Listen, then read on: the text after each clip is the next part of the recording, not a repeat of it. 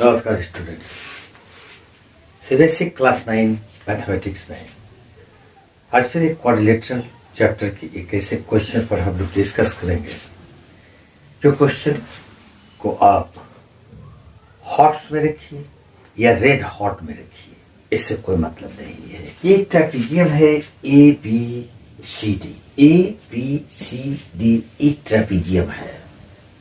Trapezium है तो इसका एक पेयर ऑपोजिट साइड्स पैरेलल होगा, ये भी जानते हैं आप। अब इसमें इसका जो दो डायगोनल्स है एसी और बीडी, तो दोनों डायगोनल्स का जो मिड पॉइंट है, एसी का मिड पॉइंट क्यू और बीडी का मिड पॉइंट पी, इसके दोनों डायगोनल्स के मिड पॉइंट को जब हम ज्वाइन कर देते हैं तो एक लाइन सेगमेंट बनता है पी क्यू।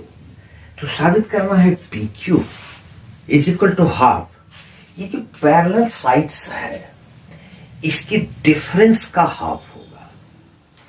काफी डिफिकल्ट क्वेश्चन है ये। इसमें थ्योरम्स भी है, कंस्ट्रक्शन भी है। मैं इसको स्टेप बाय स्टेप बतलाऊंगा, ध्यान से देखोगे तो अच्छी तरह से समझ में आएगा। सबसे पहले इसको सॉल्व करने के लिए आपको एक छोटा सा कंस्ट्रक्शन करना होगा। वो कंस्ट्रक्शन क्या होगा, ये क्यू पॉइंट से एक लाइन हम इस तरह से खींच लेते हैं, यूं खींच लेते हैं। ए लाइन पासिंग थ्रू की from P is drawn on DC और सीडी। ये बोलो कि सीडी पर एक लाइन बी से खींचा जो कि क्यू से पास कर रहा है, क्यू से ही पास करना चाहिए। ये तो कंस्ट्रक्शन हुआ, इसका नाम हम लोग कुछ दे देते हैं, ई दे देते हैं। अब आगे का क्या इसमें काम है कि सबसे पहले हमको ये जो पॉइंट क्यू है और ये जो लाइन बीई खींचा, तो हमको साबित करना होगा कि ये क्यू बीई का मिड पॉइंट होगा, तभी नेक्स्ट स्टेप हम लोग ले सकेंगे। अब बीई का मिड पॉइंट क्यू हो या B Q equal to E Q prove करने के लिए आपको कॉन्ग्रुएंसी का मदद लेना होगा। कॉन्ग्रुएंसी, लेकिन किस दो ट्रायंगल्स को कॉन्ग्रुएंट करेंगे? तो देखिए ई क्यू और सी, ये एक ट्रायंगल यहां पर है, इस ट्रायंगल को, और ए बी और ये क्यू, इस ट्रायंगल को हम लोग कॉन्ग्रुएंट करेंगे। अगर हम ऐसा कर लेते हैं तो सीपीसीटी से E Q is equal to B Q हो जाएगा।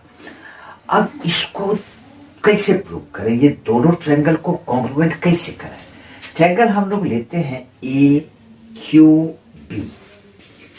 इन triangle A Q B and, और दूसरा ट्रायंगल लेंगे C Q E, triangle C Q E. ये दो ट्रायंगल को हम लोग लेके चलेंगे, बल्कि कॉन्ग्रुएंट करेंगे। तो देखिए ए क्यू बी का ए क्यू, ये side A Q is equal to इस ट्रायंगल का यानी कि ई सी क्यू का क्यू सी, ये इक्वल होगा। क्यों इक्वल होगा? क्योंकि क्यू एसी का मिड पॉइंट दिया हुआ है। दूसरा चीज है कि ये ट्रेपेजियम है, तो ये लाइन पैरेलल अगर है तो ये अल्टरनेट एंगल्स इक्वल है, यानी कि हम लिखेंगे angle B A Q, angle B A Q is equal to angle, यहां पर बोलेंगे Q C E, angle Q C E. ये अल्टरनेट एंगल्स होगा, इंटीरियर अल्टरनेट एंगल्स। और एक एंगल यहां पर ये देखिए, ये दोनों वर्टिकली ऑपोजिट एंगल है, यानी कि angle A Q B, angle A Q B is equal to angle, यहां पर ले लेंगे E Q C, E Q C. इस प्रकार से इस ट्रायंगल का ये एंगल और ये एंगल और ये वाला साइड और फिर इस ट्रायंगल का ये एंगल और ये वाला साइड दोनों इक्वल होने से हम इसको बाय ASE यानी कि एंगल साइड एंगल से दोनों ट्रायंगल कॉन्ग्रुएंट है, हम कर सकते हैं triangle AQB congruent triangle CQE। ये दोनों ट्रायंगल कॉन्ग्रुएंट होते हैं और जब कॉन्ग्रुएंट हो गए तो सिंप्लिसिटी से हम बोल सकते हैं ABQ का side BQ, therefore BQ is equal to EQC का ये QE, यानी कि ये साइड और ये साइड इक्वल है, तो ये QE की इक्वल हो गया इसको CPCT। और जब सिंप्लिसिटी से BQ equal to QE proof हमने कर दिया, तब हम लोग चलेंगे मिड पॉइंट थ्योरम पर। किसी भी ट्रायंगल में कोई भी एक ये ट्रायंगल ले लेते हैं, इस ट्रायंगल में किसी भी दो साइड के मिड पॉइंट को, ये इसके इक्वल ये इसके इक्वल, और अगर इस मिड पॉइंट को ज्वाइन करेंगे तो ये लाइन बेस के पैरेलल और हाफ होगा। हाफ से हमको मतलब फिलहाल नहीं है, लेकिन PQ DC का पैरेलल तो अब हम बोल सकते हैं। तो लिखेंगे in triangle BDE, in triangle BDE triangle में P is the midpoint of BD and Q is the midpoint of BE. P is the midpoint of BD, Q is the midpoint of BE. By midpoint theorem हम कर सकते हैं PQ is parallel to इसका base ये DE। ये बहुत important part था इस क्वेश्चन का। अब हम लोग एक और छोटा सा कंस्ट्रक्शन करेंगे।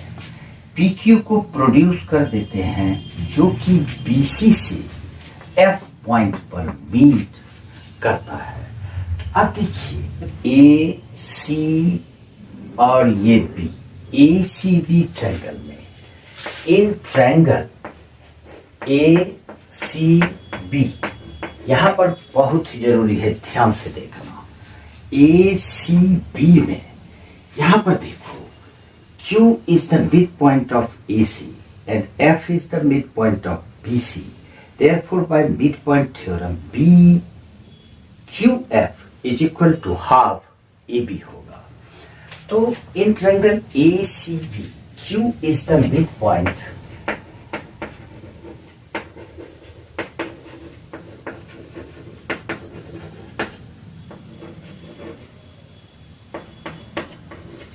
Q is the midpoint of AC and F is the midpoint of BC.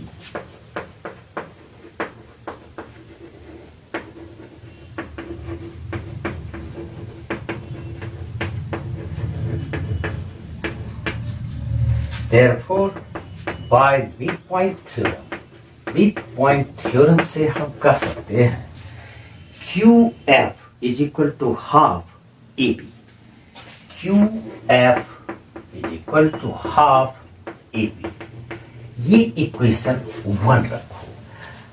अब एक और काम करना है, हम लोग अब लेंगे इन ट्रायंगल B, D और C, ये बड़ा वाला ट्रायंगल BDC में P is the midpoint of BD, F is the midpoint of BC. Therefore, by midpoint theorem हम कर सकते हैं PF is equal to half DC. यहाँ पर सिमिलरली लिख देते हैं। सिमिलरली इसी तरह से हम लोग यूज करेंगे इन ट्रायंगल BDF में, इन ट्रायंगल BDF में हम लोग लिख सकते हैं PF is equal to half DC। ये इक्वेशन हमारा 2 होता है। अब हम लोग क्या करते हैं, 2 में 1 को सब्ट्रैक्ट कर देंगे, 2 माइनस 1। जब 2 में 1 को सब्ट्रैक्ट करेंगे तो लेफ्ट साइड में PF minus QF, PF minus QF is equal to half DC minus half EB, half DC minus half EB, PF minus QF, PF minus QF, PF में QF subtract करेंगे तो PQ बचेगा। इसके जगह पे हम लोग PQ लिखेंगे is equal to half common लेंगे, DC माइनस EB, यानी ये PQ ट्रेपेजियम की पैरेलल साइड्स में से बड़े वाले साइड और छोटे वाले साइड के डिफरेंस का हाफ